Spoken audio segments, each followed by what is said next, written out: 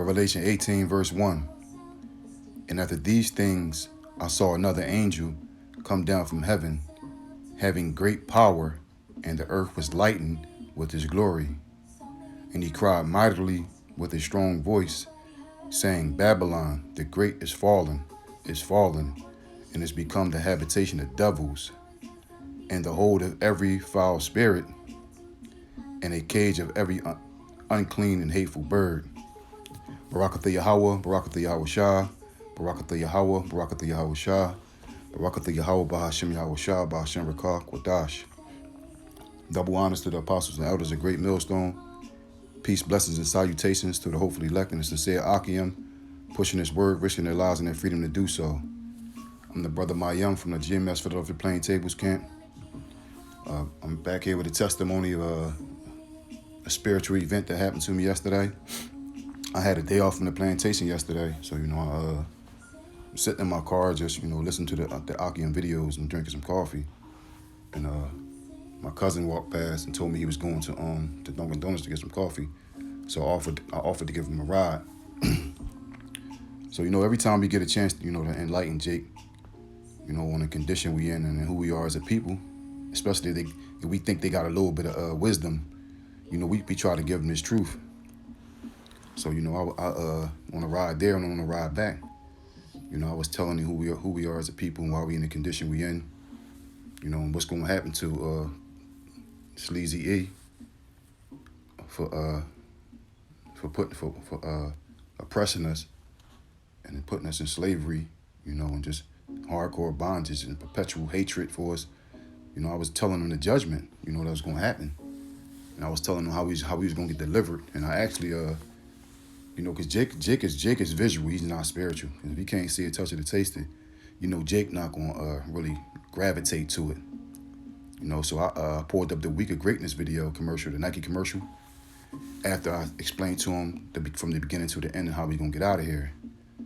So we watched the video, and I went into Revelation 18th chapter on him, and Jake had enough patience with me to listen to break the whole chapter down, and as soon as I finished reading the chapter to him, we both looked up. But mind you, I live in Philadelphia in a heavily gentrified community close to two colleges, the University of Pennsylvania and the University of Drexel. They're two prominent colleges, in Pennsylvania. So there's a lot of Edomite chicks that, live in our neighborhood. So when I finished reading Revelation the 18th chapter to him, an Edomite chick had walked past the front of the car, and as soon as we saw her, we said, "Yo, she bad as shit." And after we had said that, she got ran over by a fucking car, bro. And I was like, wow. I really couldn't. It was funny to me, bro. Because the Lord has a sense of humor. She didn't get killed and none of that. She just got bumped and fell on the ground or whatever. But it still was spiritual. That's judgment gonna come to the great whore. And it also says that John marveled at this great whore. And let me get that. I think it's Revelation 17th chapter. Yeah, right here, Revelation 17 verse 6. It says, "And I saw the woman drunken with the blood of the saints." Who the saints? The Israelites. And with the blood of the martyrs of Yahweh Shah. And when I saw her, I wondered with great admiration. And when we saw the Edomite chick, we wondered with great admiration. And she got ran over by a fucking car. Judgment is coming to this great whore. Babylon the Great, the mother of harlots, an abomination of the earth. Judgment is coming to her. And the Lord gave me a little snippet of what's gonna happen, when this whore gets judged. And I found it funny. I found it funny. Because I can't wait, to this whore get judged. Because upon her judgment is gonna be our deliverance.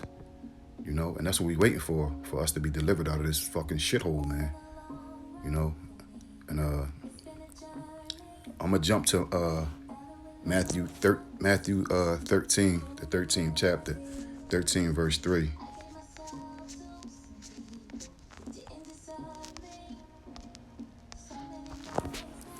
And he spake many things unto them in parables, saying, Behold, a sower went forth to sow, and when he sowed, some fell by the wayside, and the fowls came and devoured them.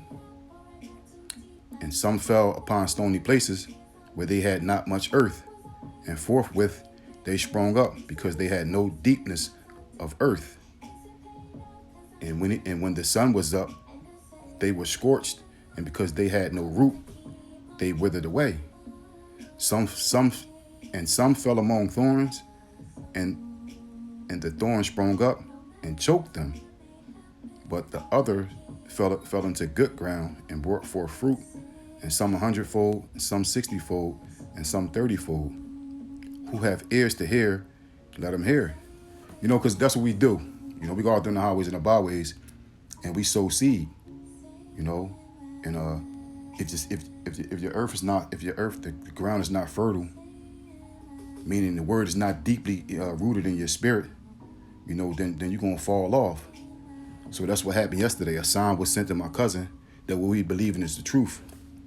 And I sowed the seed yesterday, and only time gonna tell, if it landed on fertile ground, or if it landed on rocks, or if it landed on sand. Only time gonna tell. But I did what I was supposed to do, whether they hear, whether they forbear. I'm supposed to give them the word. But the Lord sent me a spiritual sign. Whether he got it or not, I got it. But it was meant for him to get, both of us to get. But I received that sign that he gave me, that the America is going to be judged. The great whore is going to be judged. So call Layim La Yahweh Bashim Yahushua. And I pray that you brothers and sisters was edified. Until the next time, Shalom.